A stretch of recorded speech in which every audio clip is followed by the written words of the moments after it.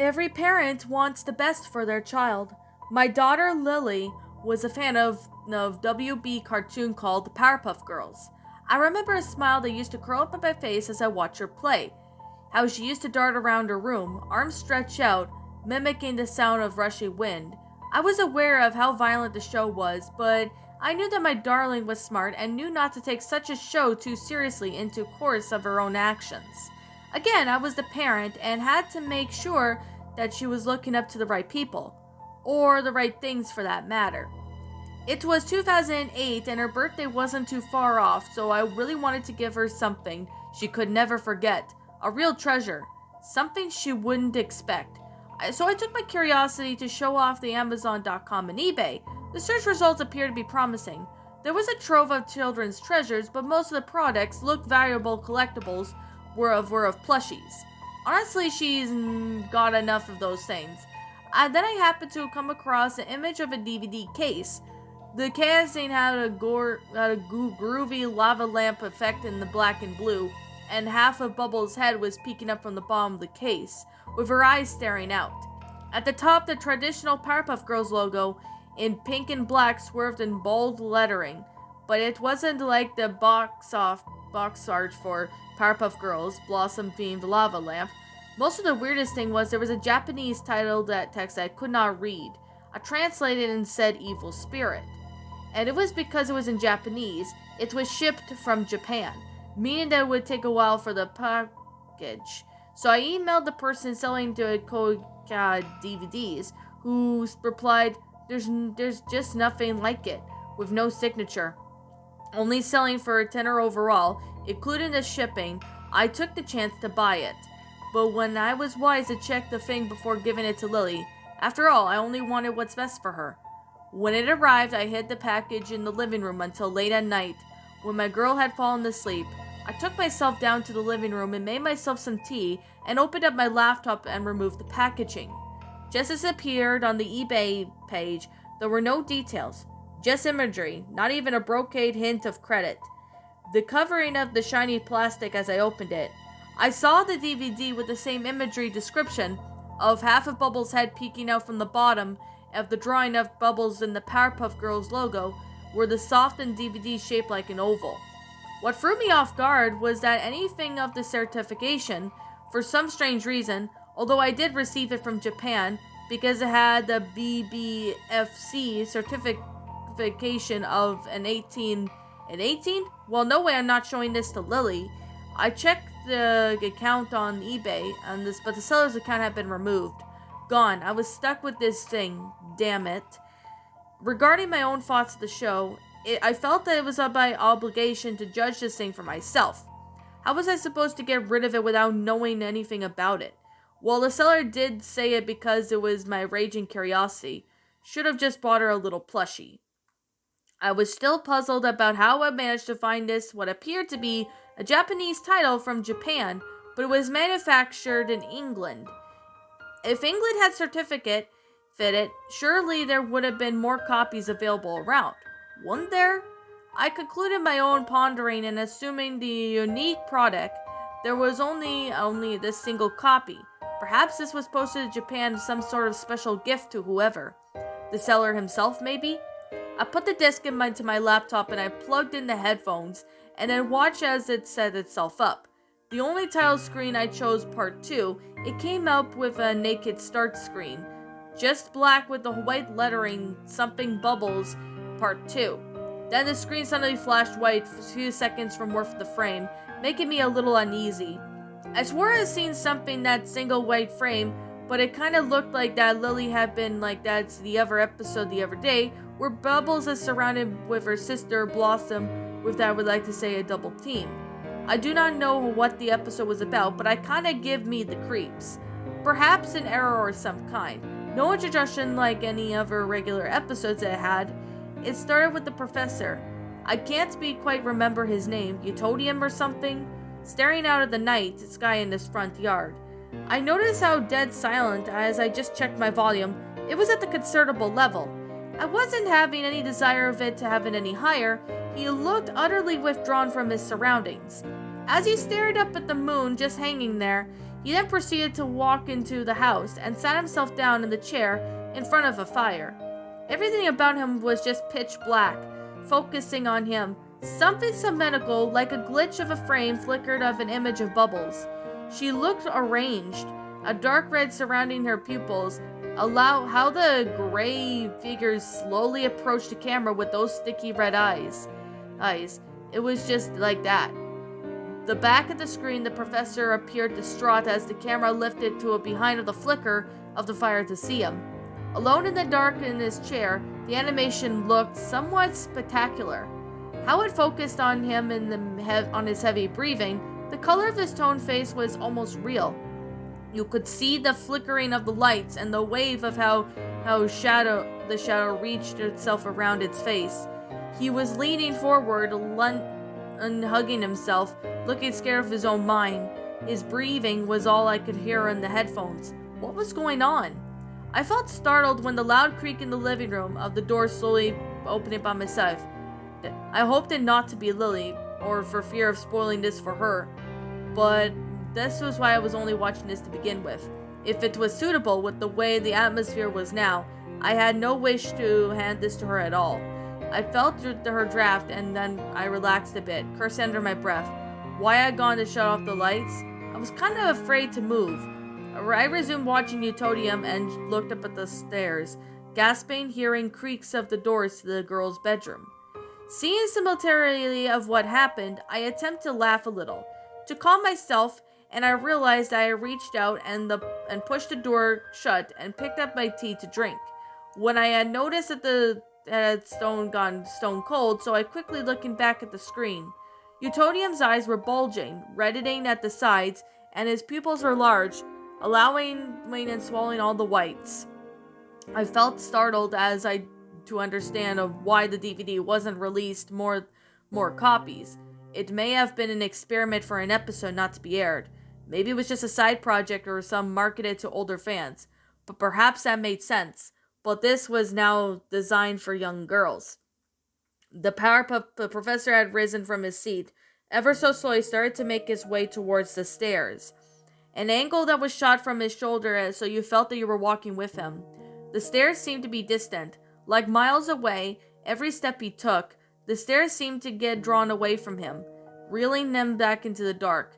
A faint figure then shot across the screen. Right in front of him he froze, and so did I. His span around the face to the camera, looking side to side, dripping with sweat. A bubbly giggle echoed faintly and then disappeared. Reluctantly, he made his way up the stairs, and he reached the top. He went to grab the handle of the girl's room when he noticed something from across the hallway. At the end looking, there was a short pinch black from standing facing him. A number of seconds passed by uneasily, until it appeared to be moving forward, gliding in the dark. The professor's breathing picked up again on my headphones, and I scratched the sides of my face while watching. What is this? What the hell was this? A bold warmth clutched at my shoulder, and I felt someone's breath in my ear, with the words abyssal muttering softly in the pair of lips. I yelled, sweeping out blindly in the dark, and switched the light on to find absolutely nothing.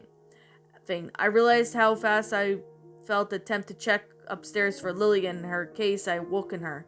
I proceeded to stop and listen for her, but not a single sound was heard. I felt that I needed to turn the DVD off, but I felt hooked. Perhaps something was this in a version that was intended for adults? If so, then maybe one day, when Lily is old enough... No, what are you saying? You can't give this to your daughter. I pressed play and found out that the dark figure was only standing about a few inches away from Utodium.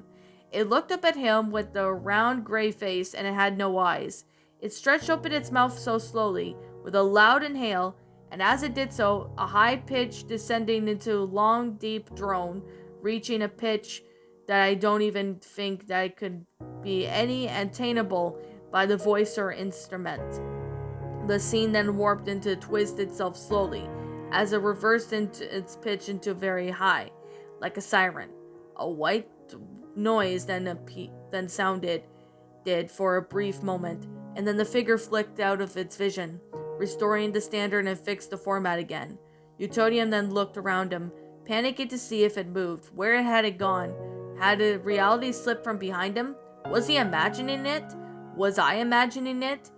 He then turned around to face the camera, and then the screenshot of a close-up of a creature's screeching loudly. Jumping, I turned down the volume, completely shooken. There was another single frame that flashed for a second. I would rewind the DVD and stopped it. It was one of her sisters standing side by side, all gray in their bedclothes, torn as if they were rotting or decaying. The smiles had been carved edgily into their faces. Utonium burst into the girl's room to find the two were sleeping soundly and safely, Buttercup and Blossom, but no Bubbles. Something he had grown used to by now. He got on his knees and then searched the sides of the bed. Watching them sleep, he smiled, and he's stroking Buttercup's hair. Back on his feet, he looked at the end of the bed to find the window where the blonde darling would have been laid to rest. A stark white from Rose rose slowly from the end, darkening the eyes and torn mouth, screaming. Then the screen went to black, abruptly cutting out the sound, and the credits came on, and then it was finished. I sat in astonished and silence while there was a second before I ejected it. I just didn't know what to do. What could I do with it? There was still another episode to watch. No chances. I didn't want to take a chances of that innocent person stumbling across this. I played episode part 1, shivering at the stare of Bubbles on the cover of the case that I knew I threw the case. This one DVD started out with the usual Japanese Powerpuff Girls themed played, and I felt my heart calm myself a little. The title was announced Something Bubbles Part 1, but with no credits. Another black screen then card appeared with the Japanese lettering, and then it black bickering to say play, and loud static in the collection of the echoes. Sounding industrial, as if it was recorded in a factory, it emerged from the screen and then went to dark again. Utonium was in his lap, and he looked around, planning another contraction. But the girls had emerged from behind him and watched him as he took the chemical X and poured it on the entire continents into a mix. Stern, determined look appearing on his face. The girls, frightened, kept their distance as the pets grumbled and smoke arose from the mixture. Utonium stayed back, disconcerted before Bubbles flew over into the dully colored collaboration of the gunk in the pot. The smoke and then the swirly curly motion swept across the face and invaded her lips into her throat, so she inhaled it as she floated in a mixture of state and puzzlement. She began to twitch as the light of the living room went out. Making me jump, I looked around me, stopping the DVD for a moment. I just had to make sure. They were flickered numerous odd frames that were twitches, and some were, oh my, unlike anything I had seen. Most of the images were of villains, displayed in realistic fashion, that the girls occasionally fought in series like Mojo Jojo, him, and Fuzzy Lumpkins. For all I know, some appeared mangled, deranged, or shockingly enough, dead. There was just nothing like it. It just went silent again, and there was static on the screen until it flickered back to Bubbles, staring at the screen with red eyes. Her color switched to gray, and the soundtrack began in reverse. So she shot out through the ceiling. The girls didn't follow her, but just stared at the hole that she made in the ceiling. I'll never forget this. The next shot was that of a teacher. Their teacher was in the classroom at her desk. She was looking towards the door that Bubbles had entered. She glared at her with bare teeth, and then she threw herself on the screen with a high-pitched scream, surprising me again, before another static sounded and it switched to a free live-action segments. The first one was hard to make out. Several ripping lines ran up the video as it played. The recording was choppy and the audio was rather weak. It showed a man in a formal dress approaching the person holding a camera, and it was handheld and jolted in some places. The entire conversation was in Japanese, and the man held an unnaturally large stretched-out smile throughout. His eyes contained greed and even the indication of loathing. Directing towards the camera, judging by the surroundings, it looked like the room of glass windows. I frowned a little puzzled as it restored it to the second one, with static for a split second, then it returned with a clear picture. The clear audio was that a young girl holding the exact same DVD I had. The Bubbles picture was stared at me, and as the girl stood up, smiling proudly at the unique specimen in her hands, the same language and chirp from her. As she stood before the camera, pointing out Bubbles and the background what looked like a lush-looking bedroom. It went fuzzy again and loud static. The emotion of it then tore suddenly when I found myself gripping at my material of my chair. Japanese was spoken fluently, rushed in a panicked tone, as the shaking movements of the camera had stopped. When the third and final segment appears, it focused on a classroom of Japanese children, wailing and sobbing as they scrambled onto the corner of the room, in desperation and in horror of the hanging and the sound of the sensation of it all. My heart just pounded like a jackhammer, especially when I heard the bubbling of the cameraman. He was trembling. A small figure then stood at the other end of the room, dressed in a robe of gray, hiding itself from the vision. The cameraman then called out for somebody, but before a splatter of red hit the lens, the man bellowed, expressing grief and fervor sobbing. The children screamed and the focus died, as the camera flung itself back and forth along with the hall, indicating the man running, the children following behind him with piercing yells. More blood hit the lens before it restored it to static, and then the cartoon returned to the screen. I realized something from what I've watched it. The cameraman was the one recording it. A movement that he was fixing his recording close to a mirror where the key creature was, it was him. The one who sold me the DVD. I knew that image was on the account. God, I just got gobsmacked. It didn't just as an industrial of random real life sequences. It was a warning. Then silence broke once more. The camera was reeling out of the crowd of people, staring at Bubbles' lifeless, mangled gray body. Blossom was crouched, staring at their sister's corpse sadly. Buttercup was at Utonium's side, comforting him as he sobbed. Black then started to eat at the screen until there was nothing left. It then faded to a next shot of Bubbles marching slowly towards the camera, red eyes and angered, heavily breathing as if it struggled, flooded the headphones, gradually getting louder and louder when the wall behind her scrolled slowly. Suddenly, I found myself back to the title screen. Silent, it was over. Overwhelmed and shocked, I couldn't find myself to move. After a minute, I reached for my headphones and removed it from my ears. I collected the DVD from my laptop and placed it back into the case. I had to get rid of it. I couldn't even believe what I just watched. Walking up to my room after turning off the light, I heard the subtitle hiss, like a whisper directed from across the hall. I got goosebumps as my skin creeped, and my eyes darted back and forth to the hall. I came to the last stair and found myself staring at a shot black of Powerpuff Girls like form at the end of the hall. It gave a light giggle, and I rushed into my own room, slamming the door shut. My heart was uncaught in my throat. I couldn't breathe. I couldn't think. It knocked down my door, and I almost cried off. Biting my lip and gripping my own skin, I yanked open the door to find a Powerpuff Girl. The eyes were red and croaked. "Hello." When I woke up, I was terrified. "Thank God it was just a dream," I said calmly. I'd gone downstairs and looked inside the package, and there was a plushie of Bubbles. "That trickster," I said in annoyance, and I lived normally again. So next time if your son or daughter is a fan of Powerpuff Girls, be careful when you are buying. And that, my little pretties, was Ariko Bubbles, a Powerpuff Girls lost episode creepypasta. My final thoughts on this story? Alright, I remember hearing this narration for the first time when I used to watch Andal's channel, and that was sometime back in 2017 or 2018, before I started watching The Shadow Reader. I actually have listened to this story on Andal's channel, and I gotta say, this story was definitely interesting, but I also would have to say it's kind of messed up too, especially with, what's going on in the whole concept.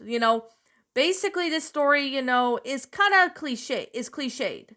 Like, I mean, like the episode in question, basically it starts off with, getting something, a DVD on Amazon or eBay, and then the episode, goes hyperrealistic blood. And, I think this episode, the only thing about this problem is that it went from 1 to 100 with, random things just being thrown in there for the sake of throwing it in there. Like, I really don't even know, but I could definitely say is that, I know some people might have, liked this episode, but well, this story, but in my opinion, I think there were just some things that, were just thrown in there, unnecessary stuff that was thrown in the story for the sake of throwing it in there. Yeah, I know it's kind of like a bit of a cliche story, but I actually somewhat like it, but at the same time, I really don't care for this story. Like, Japanese writing that nobody would understand. Like, okay, like, if this was from Japan, that might be one thing, but why is there no English copy? I think maybe this is the only copy they made in Japan, but that's just about it. But not only that, there was also a next part where, hyperrealistic blood, with the eyes and all. Like, why? Like, why would there be that? Like, that obviously just doesn't make any sense to begin with. Like, I mean, like, I know it's not involving all the characters die or anything, it just involves Bubbles dying. But I mean, it's really not necessary. It's the only really, big reason why I didn't even care for this story. Is that it just went from 1 to 100 with, cliches being in there for the sake of throwing it in there. There was like a lot of cliches regarding, some of the characters dying and all that. But I think the biggest problem with this is that how the episode played out. Like, I mean, most of the time when I was reading this story didn't really make a whole lot of sense. Sure, I would give it benefit of the doubt that this story did come up with something, a bit different. But at the same time, I don't really know when this was made. I think this was made in 2016 or maybe 2017. I'm not really sure, but this was actually one of the few stories I really do find it to be somewhat enjoyable. This story is just a guilty pleasure of mine. Like, it's just one of these stories that, I know it's, can suck at times, but the only thing I would have to say was good was the good grammar, although I did spot, some punctuation errors partway through the story, along with well, grammatical errors. But most of the grammar and the sentence structure was working out well, and I do appreciate, the story being good. I did see some other narrations of this story. I've seen some other people actually narrate this story, and I mean, having, the Japanese letter saying evil spirit or not, like, I mean, the title of its own self with, having a Japanese writing, it just sounds cliche. That's just my own perspective. It just sounded very cliche. Like, oh my goodness. Like, this story, I mean, it's not a terrible one, but the story does need to be, revised at certain parts, especially with, the free segments, of live action. I mean, that was not necessary. I mean, that was not necessary into the story, along with, cliches and all that. But I do find this story to be, somewhat enjoyable. But most of the story just went from 1 to 100 with unnecessary, cliche details and all that. So that was one of the reasons why I kind of was debating on if I should narrate this or not. But I decided to go ahead and narrate it because, well, why not? So, I mean, the story was not terrible or any way, shape, or form, but I really do wish that the story could be, more properly explained or something. Maybe that might be just me, but I really don't know. I did see some narrations of this story, like I've seen a couple narrations of it, and I mean, the story does need to be revised. I mean, it's not terrible in any way, shape, or form. I'm just saying, this story could have been, enjoyable. But yeah, the story of its own self just didn't really make a whole lot of sense, especially with the cliches, and especially with how it went out. Like, I mean, I think this story just went from 1 to 100 at, this point, saying it was all a dream at the end. Well, thank God it was all a dream at the end, because, if it wasn't, then the story would have got, a lower rating, but it's not going to get a lower rating. Like, it was just a plushie of Bubbles. Like, what? That trickster? Like, seriously? I mean, that was not necessary, but at the same time, I could really digress. Now, uh, I'm really glad that it did not have, somebody sitting there having, saying, "Oh, I'll never watch Powerpuff Girls again" or anything like that. Thank God it did not have any of that, bull crap into it, because yeah, in my opinion, this story, I do like it, but at the same time, I have to say that at the same time, I really don't care for this story because it was kind of confusing, with certain, stuff that was thrown in there. Like, there was unnecessary things that were in there for the sake of throwing it in there, but the story does need to be revised, so yeah, that's the only advice I can give. The story was not terrible, but I would suggest maybe revising the story a bit. Now, I did hear a couple narrations of this story, so there's definitely that.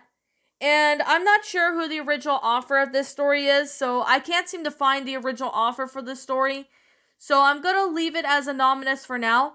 If I do find out who the original author is, maybe if the author of the story manages to see this video and lets me know in the comment section that they wrote this, he or she, or they wrote the story, then I'll be sure to give the author proper credit on this story. It's not a terrible story, but it does need work. That's the only thing I could definitely say. But anyways, yeah, like I'm gonna say, this is just simply my own personal opinion, and if you happen to disagree with me, that's fine too. We're all entitled to our own opinions in regards to these creepypastas, and this is simply my own personal thoughts. My final rating of this story, I'm gonna be nice and give this one a 4 out of 10. I'm giving it a 4 because the grammar for most of the time was good. Didn't really have too much trouble reading it.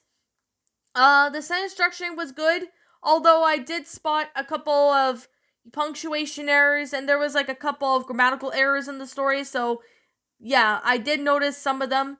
I mean, the story itself did seem to be, have like an interesting concept, but at the same time, this one had, cliches involved into it, which was not necessary. The unnecessary, segments, especially with the live action segments and that, it was not necessary. And yeah, there was other parts of it too that was not really necessary to be added into it. So there's definitely that. But the story itself was not bad. It does need work though. Anyways, what did you guys think about this creepypasta? Did you all enjoy it? Did you all not? Also, what would you have done personally to help make this story a lot better? Feel free to leave me now what your thoughts are down in the comment section down below. I'm the Queen of Lions. Thank you so much for watching today's episode. And if you're new to my channel, be sure to like, comment, and subscribe because I make brand new videos every single day. Don't forget to ring the notification bell to when I upload so that way you guys will not miss an upload. And as always, please roll the outro because I'm out.